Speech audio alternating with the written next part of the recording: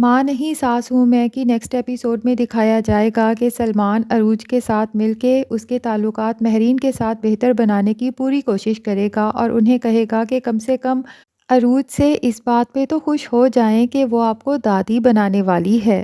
اب جناب شائستہ تو اسی کھوج میں ہے کہ وسائی اور عروج کے درمیان آخر بات کیا ہوتی رہتی ہے چھپ چھپ کے، اور وہ کس تصویر کے بارے میں بات کر رہی تھیں۔ تو شائستہ جب دیکھتی ہے کہ وسائی اپنے کوارٹر میں نہیں ہے تو وہ وہاں جا کے اس کے پورے کوارٹر کی تلاشی لیتی ہے اور بالآخر اسے وہ تصویر مل ہی جاتی ہے جو سالوں پہلے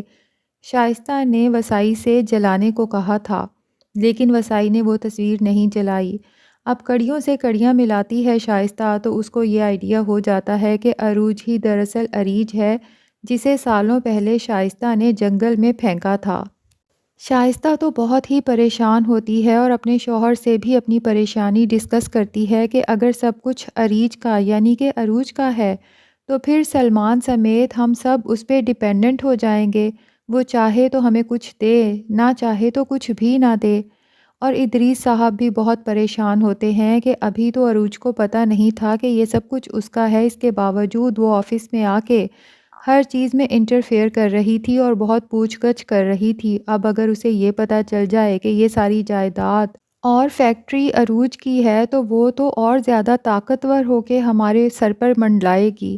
لیکن شائستہ کہتی ہے کہ بس ادریس سمجھ لیں کہ عروج کے برے دن شروع ہو چکے ہیں۔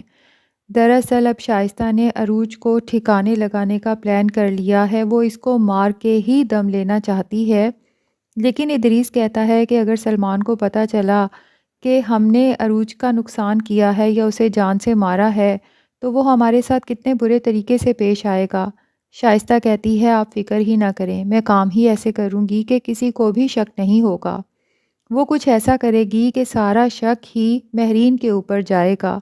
لیکن وسائی کو تو یہ پتہ ہے نا کہ شائستہ نے ہی اریج کو جنگل میں پھینکا تھا، تو امید ہے کہ وسائی کے تھرو ہی دوبارہ سے سب راز کھل جائے گا اور عروج کو کوئی نقصان نہیں پہنچے گا۔ تو دوستو آپ سب سے ریکویسٹ ہے کہ پلیز اس channel Urdu T V dramas کو جلدی سے سبسکرائب کر لیں تاکہ تمام فیمس ڈراماز کے اپڈیٹس آپ تک پہنچتے رہیں۔